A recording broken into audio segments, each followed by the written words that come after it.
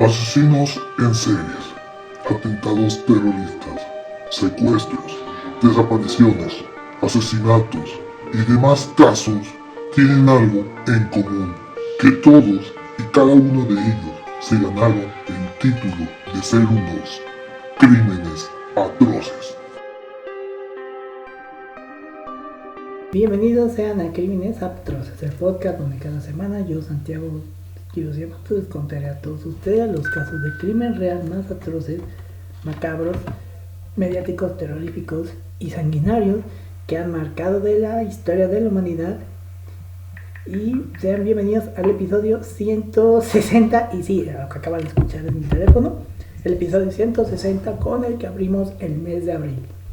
Y hacer un episodio casi que especial, les traje la historia de un culto. Aquí hemos hablado algunas de sectas y cultos, pero esta es muy especial ya que no hubo nada malo. Bueno, solamente no hubo castigos, no hubo regaños ni nada controversial, solo un final trágico. Porque cuando hemos hablado de sectas o cultos, siempre nos lleva a un terrible desenlace para los miembros de la misma o de terceros. Pero ¿qué tal si les digo que existió una secta que basaban sus creencias en seres del otro mundo y cuyo suicidio colectivo fue uno de los más impactantes de los últimos tiempos? Este es el caso del culto Heaven's Gate, un caso que seguramente algunos conocen, hay algunos que no. Yo la verdad no lo conocía no lo conocía tanto hasta hace unos cuantos años. Así que vamos con el episodio, pero antes de hablar del culto, creencias y cómo fue su final, antes hablemos de su fundador. Marshall Herb Applewhite nació el 17 de mayo de 1931 en Spur, Texas. Fue hijo de Marshall Herb Applewhite Sr. y Lois Applewhite y tenía 3 hermanos. Dado que su padre era ministro presbiteriano, Applewhite fue un niño muy religioso. Asistió a la escuela secundaria Corpus Christi y al Austin College, y en este último participó en numerosas organizaciones estudiantiles y fue moderadamente religioso. Obtuvo un título de grado en filosofía en 1952 y más tarde ingresó a la Union Presbyterian Seminary para estudiar teología, con la esperanza de convertirse en ministro. Contrajo matrimonio con Ann Pierce en esa época y más adelante tuvieron hijos. Poco después de haber comenzado sus estudios en el seminario, decidió abandonar la escuela e iniciar una carrera musical, por lo que tomó el puesto de director musical de una iglesia presbiteriana en Carolina del Norte. Era un cantante barítono y le agradaba el canto espiritual y la música de Handel. En 1954 se enroló en el ejército de los Estados Unidos y sirvió en Austria y en Nuevo México como integrante de los Signal Corps. Abandonó el ejército en 1956 e ingresó a la Universidad de Colorado, donde obtuvo una maestría en música con especialización en teatro musical. Applewhite se mudó a Nueva York en un intento sin éxito de iniciar una carrera como cantante profesional después de terminar su educación en Colorado. Más tarde comenzó a dar clases en la Universidad de Alabama. Perdió su cargo en la universidad después de haber tenido una relación sexual con un estudiante varón. Su iglesia no apoyaba las relaciones homosexuales, por lo que Applewhite se sentía frustrado sexualmente. En 1965 se separó de su esposa después de que ella descubriera el engaño y se divorciaron 3 años después. Después de dejar la Universidad de Alabama, Applewhite se mudó a Houston, Texas en 1965 para dar clases en la Universidad de Santo Tomás. Sus estudiantes lo consideraban un orador atractivo con buen gusto para vestir. Ocupó la dirección del departamento de música y también se convirtió en un cantante popular a nivel local. Fue director del coro de una iglesia episcopal y cantó en la compañía Houston Grand Opera. En Texas se mostró abiertamente homosexual, pero por un breve periodo de tiempo, pero también tuvo una relación con una joven, quien la abandonó presionada por su familia y lo dejó sumido en una profunda depresión. En 1970 se renunció a su puesto en la Universidad de Santo Tomás, alegando depresión y otros problemas emocionales. Robert Blatch y David Taylor, dos sociólogos que estudiaron la secta de Applewhite, especularon con que esta partida se debió a otro romance entre Applewhite y un estudiante. El presidente de la universidad más tarde recordaría que, en sus últimos años ahí, Applewhite se veía confundido y desorganizado. En 1971, Applewhite se por un breve periodo de tiempo a Nuevo México, donde estableció una roticería. Tenía muchos clientes, pero decidió regresar a Texas pocos meses después. Su padre falleció en esa época. Su pérdida fue un golpe emocional muy significativo para él y lo dejó nuevamente sumergido en la depresión. Sus deudas aumentaron y se vio obligado a pedir dinero prestado a sus amigos. En marzo de 1972, conoció a Bonnie Nettles, una enfermera casada de 44 años con interés en la teosofía y la profecía bíblica. Las circunstancias de su encuentro no están claras. Según los escritos de Applewhite, los dos se conocieron en un hospital donde ella trabajaba como enfermera mientras él visitaba a un amigo enfermo.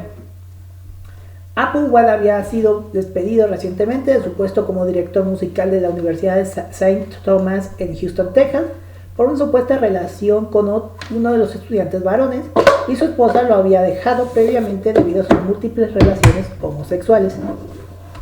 Estos reverses personales y profesionales lo dejaron sintiéndose deprimido. James Lewis sugiere que Applewhite era un paciente en instalación.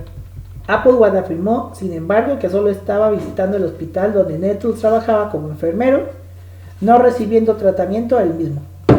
Nettles también escribió en una columna de astrología para un periódico de Houston basándose en las ideas del hermano Francisco, un fraile franciscano del siglo XIX a quien creía canalizar. También participaba en la sociedad teosófica y en sesiones espiritistas semanales en su grupo local en Houston. Cuando conoció a Applewhite, su matrimonio estaba desmoronado. Applewhite recordó más tarde que sentía que conocía a Nettles desde hacía mucho tiempo y concluyó que se habían conocido en una vida pasada.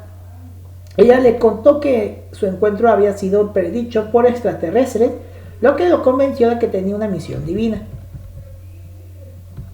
Applewhite y Nettles reflexionaron sobre la vida de San Francisco de Asís y leyeron obras de Helena Blavatsky, R.D. Laning y Richard Bach.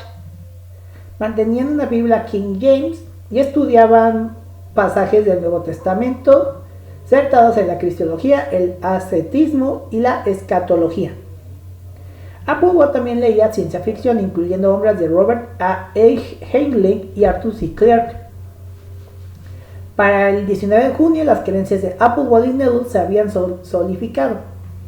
Concluyeron que habían sido elegidos para cumplir profecías bíblicas y que se les había dado mentes de nivel superior a otras personas. Escribieron un panfleto que escribía la reencarnación de Jesús como tejano, una referencia velada a Applewhite. Además, concluyeron que eran los dos testigos descritos en el Apocalipsis y ocasionalmente visitaban iglesias y grupos espirituales para hablar de sus identidades, a menudo refiriéndose a sí mismos como los dos o los dos ovni. Creían que serían asesinados y luego resucitados, y a la vista de los demás transportados en una nave espacial. Este evento, y a la vista de los demás transportados en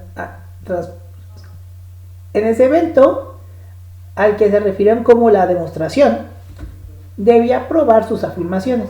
Estas ideas fueron mal recibidas por otros grupos religiosos, como siempre pasa. Los dos contarían con su primera seguidora en mayo de 1974. Era Sharon Morgan, quien abandonó a sus hijos para unirse a ellos. Un mes después, Morgan dejó a los dos y regresó con su familia. Nettles y Applewhite fueron arrestados y acusados de fraude con tarjetas de crédito por usar las tarjetas de Morgan, a pesar de que ella había consentido su uso. Los cargos fueron retirados. Una revisión rutinaria reveló que Applewhite había robado un coche de alquiler en San Luis, 9 meses antes, el cual aún conservaba. Applewhite pasó 6 meses en prisión, principalmente en Missouri, y fue liberada en principios del 75, reuniéndose con Needles. Finalmente, Applewhite y Needles decidieron contactar con extraterrestres y buscaron seguidores con ideas afines. Publicaron anuncios de reuniones donde reclutaron discípulos llamados la tripulación. En los eventos pretendían representar a seres de otro planeta, el siguiente nivel, que buscaba participantes para un experimento. Afirmaban que quienes aceptaran participar en el experimento serían llevados a un nivel evolutivo superior.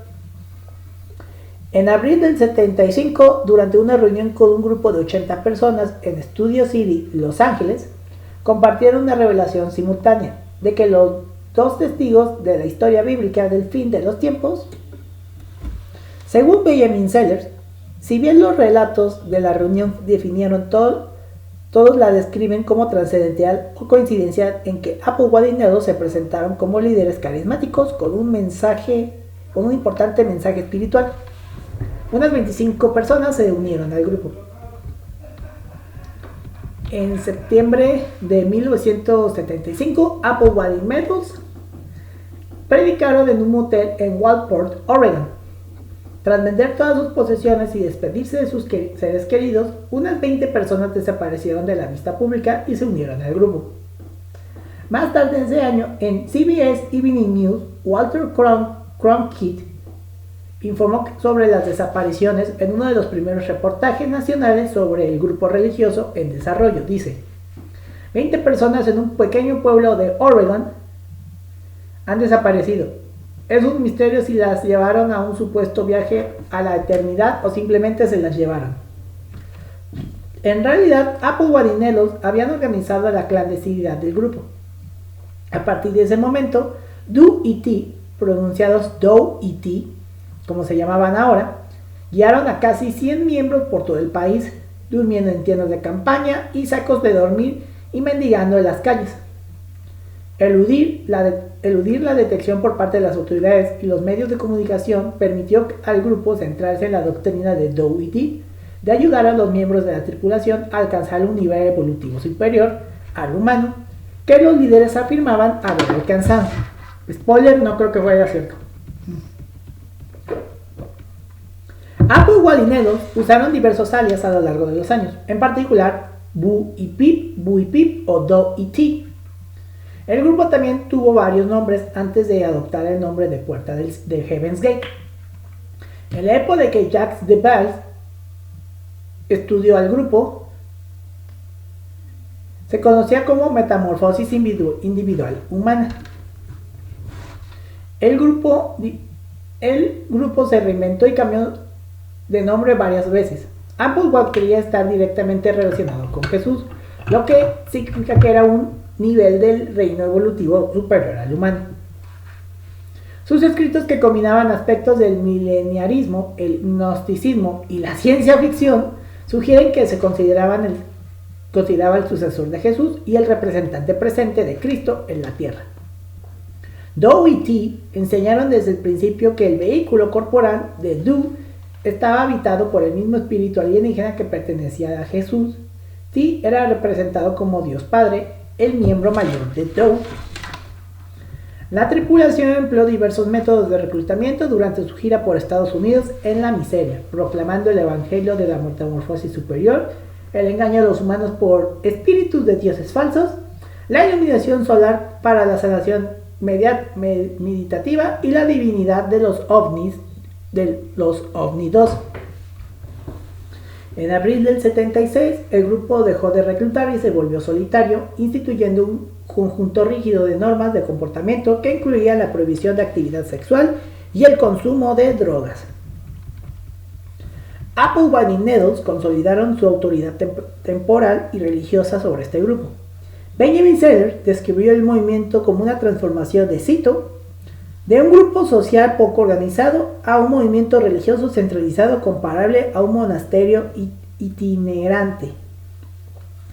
Algunos sociólogos coinciden en que el movimiento popular de experiencias religiosas alternativas y el individualismo presente, las experiencias espirituales colectivas durante ese periodo contribuyeron al crecimiento de Heaven's Gate.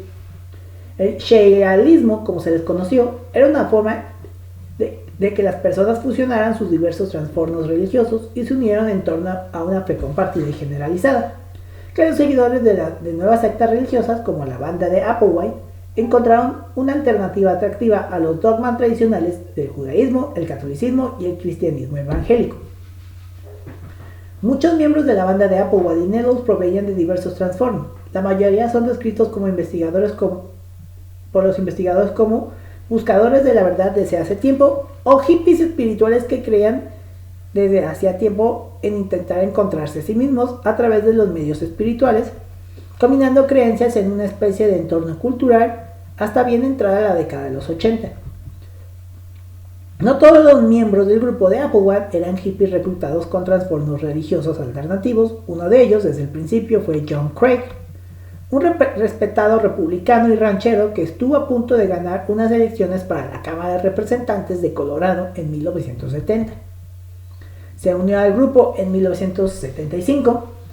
A medida que sus números crecían en la época pre-internet, el clan de seguidores de ovnis parecía tener en común la necesidad de pertenencia comunitaria a un grupo alternativo hacia una existencia superior fuera de las limitaciones de la fe institucionalizada. Identificándose con el nombre comercial Higher Source, el grupo utilizó su sitio web para hacer proselitismo y reclutar seguidores a principios de la década de los 90, que, como cabe destacar, esa página sigue existiendo, aunque parece que sigue con el mismo modo de los 90. De hecho, tiene las mismas luces y todo, que casi me quedo ciego. En los años siguientes comenzaron a correr rumores entre el grupo de que el inminente cometa Hale-Bopp albergaba el secreto de su salvación definitiva y su ascenso al reino de los cielos. Heaven's Gate recibió cobertura en el libro de Jake Bailey, Mensajeros del Engaño, del 79, donde Bailey describió una inusual reunión pública organizada por el grupo. Expresó por su preocupación por las posturas políticas y religiosas autoritarias de los grupos de contactados, y Heaven's Gate no escapó de las críticas. Conocida por los medios de comunicación, aunque en gran medida ignorada, Heaven's Gate era más conocida en los círculos ovni a través de una serie de estudios académicos del sociólogo Robert Blatch.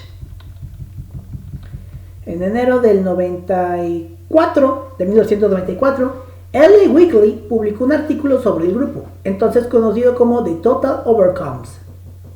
Richard Ford, quien desempeñaría un papel clave en el suicidio grupal en 1997, ya hablaremos de ello más adelante, descubrió Heaven's Gate a través de este artículo y finalmente se unió a ellos, renombrándose Rio DiAngelo.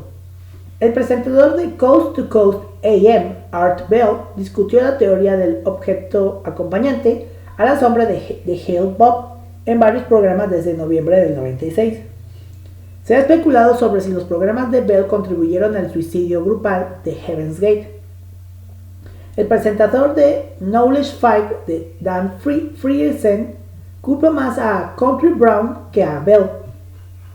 Louis Theroux contactó a Heaven's Gate para su serie documental de la BBC 2, Louis Theroux Weird Weekends, a principios de marzo del 97, semanas antes del suicidio colectivo. En respuesta a su correo electrónico, Theroux recibió la notificación de que Heaven's Gate no podría participar en el documental. Decía el correo: en este momento un proyecto como este interferiría con lo que debemos enfocar. Bueno, aquí está la historia del fundador y todo lo que pasó. Y ahora se preguntarán, ¿en qué creía este culto, estructuras y cómo se podía entrar a este culto? Verán, los académicos discrepan sobre si la teología de Heaven's Gate es fundamentalmente de la naturaleza neoepocalista o cristiana. Benjamin Zeller ha argumentado que la teología de Heaven's Gate se basa principalmente en el evangelismo, pero también contiene elementos de la nueva era o de New Age. Los académicos la han descrito como una mezcla de milenialismo cristiano, nueva era y ufología. Como tal, se ha caracterizado principalmente como una religión ovni. El grupo adoptó la hipótesis de los antiguos astronautas que eran provenientes en el momento de la formación del grupo debido a la entonces reciente publicación de las obras como Chariot of the Gods de Eric von Däniken. El término antiguos astronautas se utiliza para referirse a varias formas del concepto de que los extraterrestres visitarían la Tierra del pasado distante. Applewhite y Needle tomaron parte de este concepto y lo enseñaron como la creencia de que los extraterrestres plantaron las semillas de la humanidad actual hace millones de años y tienen que venir a cosechar la cosecha de su trabajo en forma de individuos espirituales evolucionados que se unirán a las filas de la tripulación de platillos voladores. Solo pocos miembros selectos de la humanidad serán elegidos para avanzar a este estado transhumano. El resto se quedará a revolcarse en la atmósfera espiritualmente envenenada por un mundo corrupto. Solo los individuos que se unieron a Heaven's Gate siguieron el sistema de creencias de Applewhite y Needles e hicieron los sacrificios requeridos por la membresía se les permitía escapar del sufrimiento humano. En paralelo de las creencias de los teóricos del astronauta antiguo como Däniken, Heaven's Gate interpretó la Biblia como un registro de eventos de contacto extraterrestre. Inicialmente se le había dicho a los reclutas que serían transformados biológicamente y químicamente en seres extraterrestres y que serían transportados a bordo de una nave espacial que llegaría a la Tierra y los llevaría al cielo, o sea, el siguiente nivel. Cuando Bonnie Lou Needles, o T, falleció de cáncer en 1985, la doctrina del grupo se vio trastocada porque Needles fue elegida por el siguiente nivel para ser mensajera en la Tierra, pero su cuerpo murió en lugar de partir físicamente al espacio exterior. Su sistema de creencias fue entonces revisado para incluir la pérdida de la conciencia del cuerpo como equivalente a abandonar la Tierra en una nave espacial. El grupo se declaró en contra del suicidio.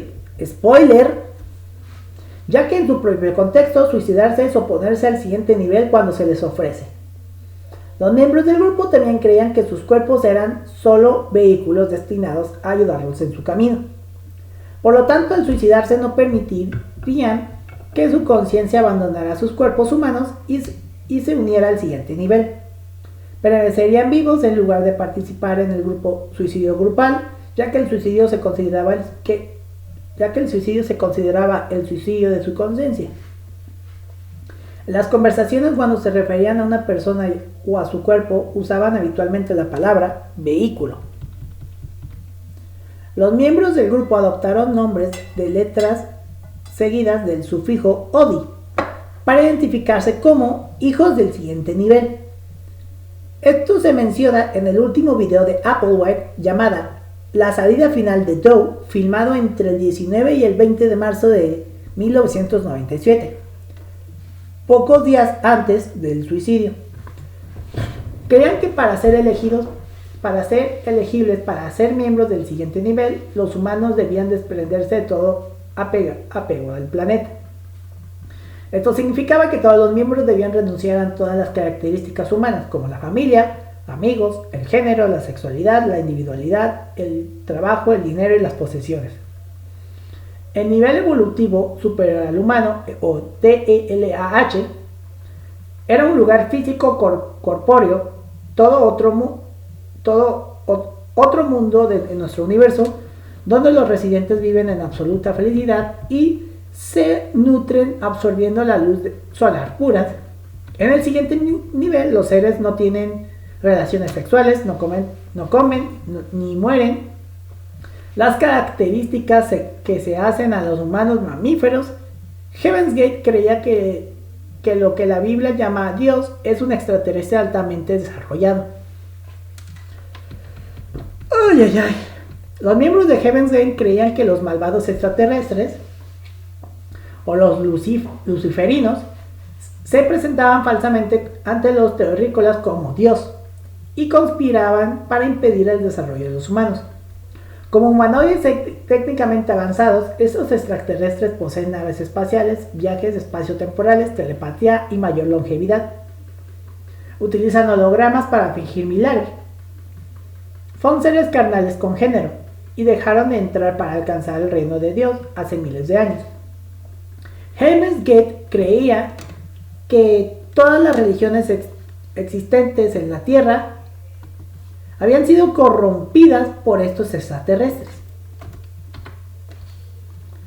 Aunque estas creencias básicas del grupo se mantuvieron generalmente constantes a lo largo de los años, los detalles de su ideología eran lo suficientemente flexibles como para modificarse con el tiempo, según decía. Hay ejemplos de cómo el grupo amplió o modificó ligeramente sus creencias, como modificar la forma de acceder al siguiente nivel, cambiar su forma de autodescribirse, dar mayor importancia a la idea de Satanás y añadir varios otros conceptos de la nueva era. Uno de estos conceptos era la creencia en el extraterrestre walk-ins. Cuando el grupo comenzó, Applewhite y Needles enseñaron a sus seguidores que eran seres extraterrestres. Después de que la noción de los walk-ins se popularizara dentro de la subcultura de la New Age, los Dogs cambiaron de opinión y comenzaron a describirse como extraterrestres walk-in. Un walk-in puede definirse como una entidad que ocupa un cuerpo que ha sido desocupado por su alma original.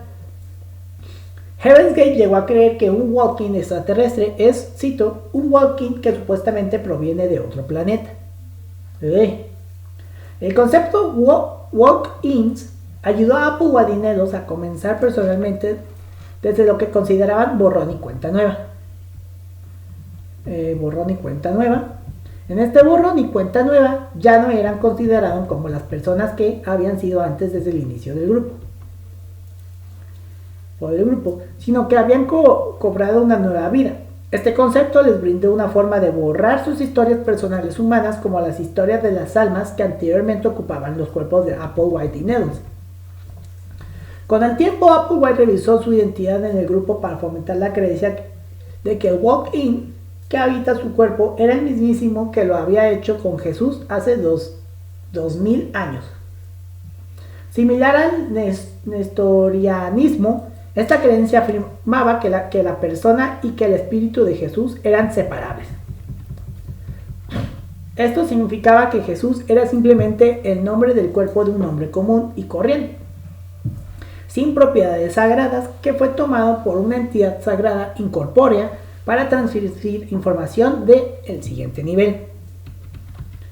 Según Heaven's Gate, una vez que el individuo se ha perfeccionado a través del proceso, existen 4 métodos para ingresar o graduarse al siguiente nivel.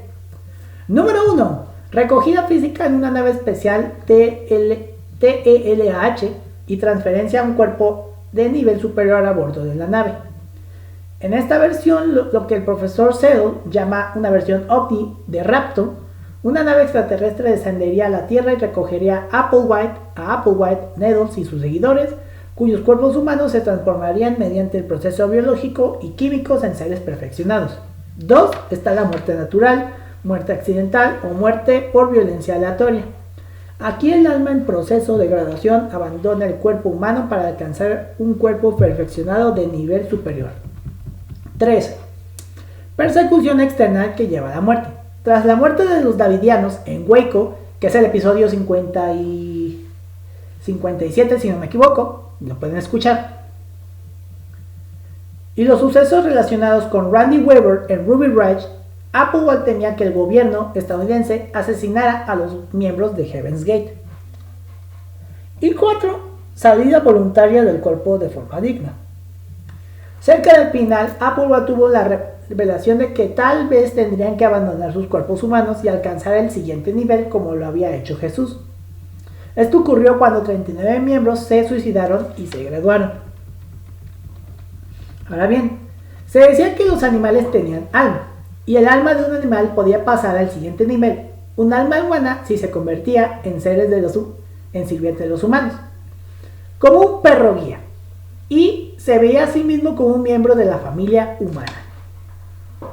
El grupo estaba abierto solo a adultos mayores de 18 años. Los miembros renunciaron a sus posesiones y vivieron una vida ascética sin indulgencias. El grupo estaba muy unido y todo se compartía en comunidad. En público, cada miembro llevaba consigo un billete de $5 y un fajo de monedas de 25 centavos. 8 miembros del grupo, incluyendo a Applewhite, se sometieron voluntariamente a la castración como medida extrema para mantener el estilo de vida ascético.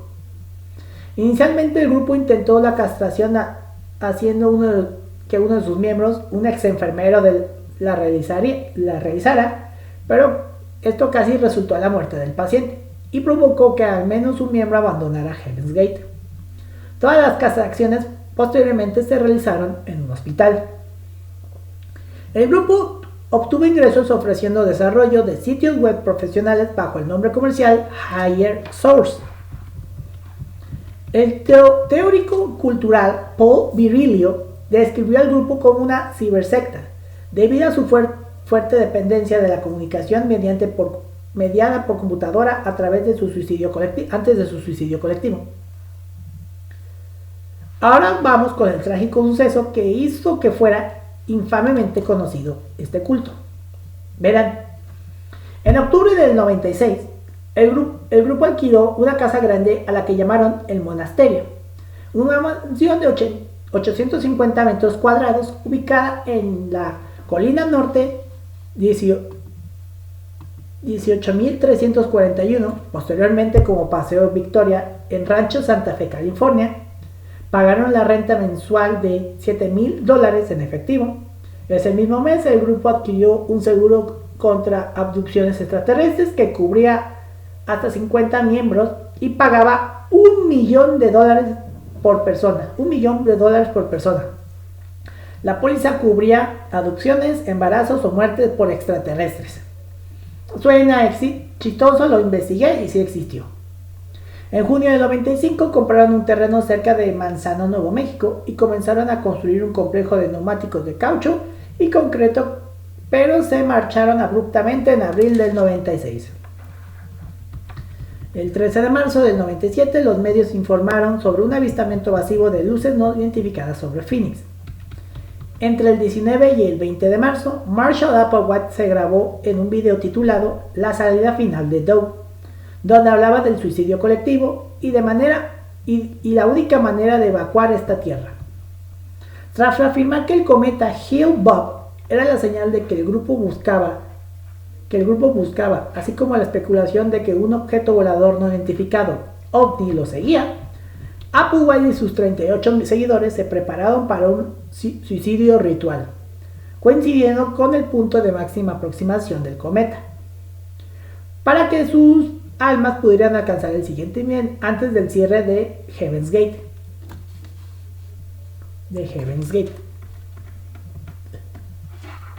Los miembros querían que tras su muerte un ovni llevaría sus almas a otro nivel de existencia superior al humano, descrito tanto como físico como espiritual. Sus preparativos incluyeron la grabación en video de un mensaje de despedida por parte de la mayoría de sus miembros. Se cree que los 39 participantes, entre ellos 21 mujeres y 18 hombres de entre 26 y 72 años, murieron en 3 grupos a lo largo de 3 días sucesivos, y que los participantes restantes limpiaron los restos de las muertes del grupo anterior. Los suicidios comenzaron el 22 y 23 de marzo en tres oleadas. Para suicidarse, los miembros tomaban fenobarbital mezclado con puré de manzana o pudín y lo acompañaban con vodka. Después de ingerir la mezcla, se ponían en bolsas de plástico en la cabeza para inducir la asfixia. Los 39 miembros vestían camisetas y pantalones deportivos negros idénticos, zapatillas deportivas Nike Decats blancas y negras nuevas y brazaletes con parches que decían Heaven's Gate Away Team, uno de los muchos ejemplos del uso como por parte del grupo en los términos de Star Trek. Cada miembro llevaba un billete de $5 y 3 monedas de 25 centavos en el bolsillo. Según antiguos miembros, esto era habitual para los miembros que salían de casa por trabajo, o una forma humorística de decirnos que todos abandonaron el planeta para siempre. El billete de $5 era para cubrir el coste de las leyes de vagancia y las monedas de 25 centavos para llamar a casa desde teléfonos públicos.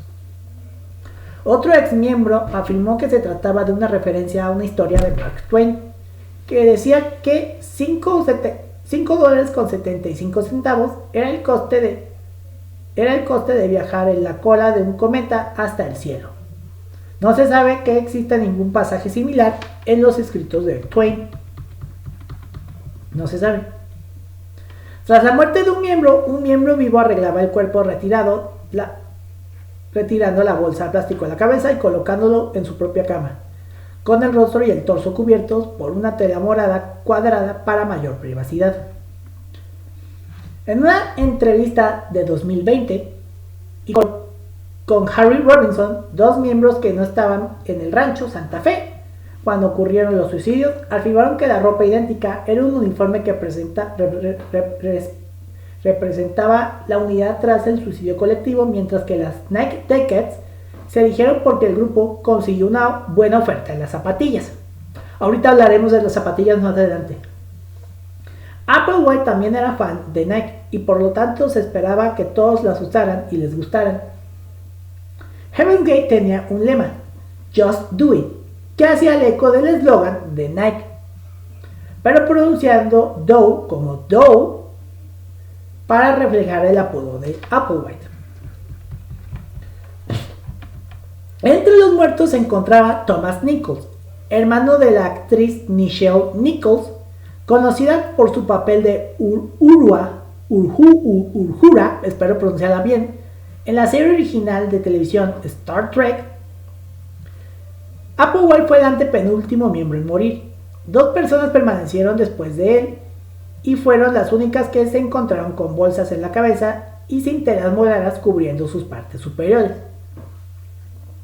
Antes del último suicidio se enviaron paquetes similares a numerosas personas afiliadas o anteriormente afiliadas a Heaven's Gate, a menos a un medio de comunicación, el departamento de la BBC responsable de los Weird Weekends de Louis Theroux, en que Heaven's Gate había declinado participar previamente, que ya lo contamos anteriormente en este pico. Entre los destinatarios se encontraba Rio D'Angelo. El paquete de D'Angelo recibió la noche del 25 de marzo, al igual que otros paquetes enviados contenían citas de video VHS, una con la salida final de Dough y la otra con los mensajes de despedida de los seguidores del grupo. También contenían una carta que decía, entre otras cosas, salimos de nuestros vehículos tal como entramos. D'Angelo informó a su jefe del contenido de los paquetes y lo llevó desde Los Ángeles a la casa de Heaven's Gate para verificar la carta. D'Angelo encontró una puerta trasera que se había dejado intencionalmente sin llave y usó una cámara de video para grabar lo que vio. Después de salir de la casa, su jefe, que lo había esperado afuera, lo animó a hacer llamadas para alertar a las autoridades. El departamento del sheriff del condado de San Diego recibió una denuncia anónima a través del 911 a las 5:15 o a las 3:15 del 26 de marzo, sugiriendo que verificaran el bienestar de los residentes. Días después de los suicidios se reveló que quien llamó era D'Angelo. Y aquí les voy a dar la descripción de cómo fue la llamada. Que fue la llamada del 911 del condado de San Diego el 26 de marzo del 97 a las 3:15 pm. Fue llamador. Sí, necesito reportar una denuncia anónima. ¿Con quien hablo? Departamento de Sheriff. Bien, ¿esto se refiere a qué? Llamador. Esto se refiere a un suicidio en masa y puedo darle la dirección. Aquí termina más o menos. Le pondría buscar el completo a ver la descripción completa. El único agente que respondió primero a la llamada entró a la casa por una puerta lateral, vio 10 cadáveres y casi lo invadió el olor penetrante. Los cuerpos ya se estaban descomponiendo en la cálida primavera del sur de California. Tras una búsqueda rápida por parte de 2 agentes más que no encontraron a nadie con vida, se retiraron hasta que obtuvo una orden de registro. Los 39 cuerpos fueron finalmente incinerados. Las muertes de Heaven's Gate se difundieron ampliamente en los medios como un suicidio colectivo, como un ejemplo de suicidio colectivo. Cuando se supo que estaba relacionado con el cometa Hale-Bopp, el codescubridor del cometa Alan Hale se vio involucrado en la historia. Verán, el teléfono de Hale no dejó de sonar en todo el día. Decidió no responder hasta el día siguiente, en una conferencia de prensa tras investigar los detalles del incidente. En su intervención en el segundo Congreso Mundial de Escépticos de Heidelberg, Alemania, el 24 de julio del 98, dijo: el Dr. Hale analizó la importancia científica y la tradición popular sobre los cometas y ofreció un relato personal de su descubrimiento. A continuación, criticó duramente la combinación de ignorancia científica, delirios deliberados y el engaño de un programa de radio sobre una nave espacial imaginaria que seguía al cometa y los extraños anhelos de una secta por ascender a otro nivel de existencia que llevaron a los suicidios masivos de Heaven's Gate. Ok. Hale dijo mucho antes de Heaven's Gate, le había dicho a un colega, cito: probablemente habrá algunos suicidios como resultado de este cometa. Lo triste es que realmente no me sorprendió. Los cometas son objetos hermosos que no tienen significado apocalíptico. Debemos usar nuestra mente, nuestra razón. La noticia del suicidio colectivo motivó el suicidio imitador de un hombre de 58 años, residente cerca de Marysville, California. El hombre dejó una nota fechada del 27 de marzo que decía, cito: voy a la nave espacial con Hale-Bopp para estar con quienes me precedieron. E imitó algunos de los detalles de los suicidios de Heaven's Gate, tal como se habían reportado entonces. El hombre fue encontrado muerto por un amigo el 31 de marzo y no tenía ninguna conexión conocida con Heaven's Gate. Al menos 3 ex miembros de Heaven's Gate se suicidaron en los meses posteriores al suicidio colectivo. El 6 de mayo del 97, Wayne Cook y Chuck Humphrey, conocido como RKKOD dentro del grupo, intentaron suicidarse en un hotel de forma similar al grupo. Cook falleció, pero Humphrey sobrevivió y fue rescatado por las autoridades.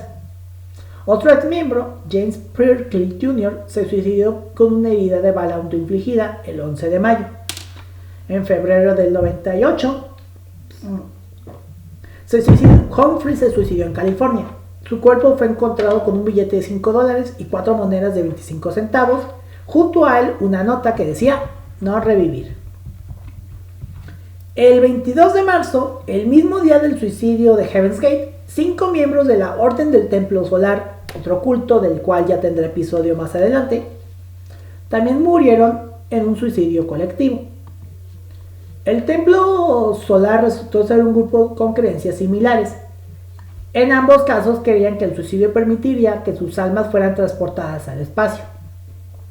Esto llevó a sospechas iniciales de una conexión, aunque la policía que investigaba las muertes de Heaven's Gate se negó a reconocer estas especulaciones. Los suicidios del Templo Solar habían sido programados para el equinoccio de primavera del 29 de marzo, no para el cometa, pero debido a varios intentos fallidos, solo ocurrió el 22. No había conexión aparente entre los dos grupos. Aunque la mayoría de la gente consideró el suceso un suicidio colectivo, la sociología y exmiembros de una secta, Lich, lo calificó de asesinato. Un psiquiatra de la UCLA, Louis J. West, describió a los miembros fallecidos como víctimas de un engaño. Hubo villanía aquí. Se cree que 2 ex miembros, Mark y Sarah King de Phoenix, Arizona, que operan como la fundación TELAH, mantienen el sitio web del grupo. La casa donde ocurrió el suicidio colectivo se convirtió en un estigma para el barrio. Los vecinos optaron por renovar la calle donde se ubicaba a Paseo Victoria. La propiedad terminó siendo adquirida por un promotor inmobiliario local en 1999 por $668,000 durante una ejecución hipotecaria, muy por debajo de la mitad de su valor catastral de $1,4 millones. Posteriormente fue adquirida por vecinos que demolieron el edificio y construyeron una nueva casa en su lugar y cambiaron la dirección a 18.239.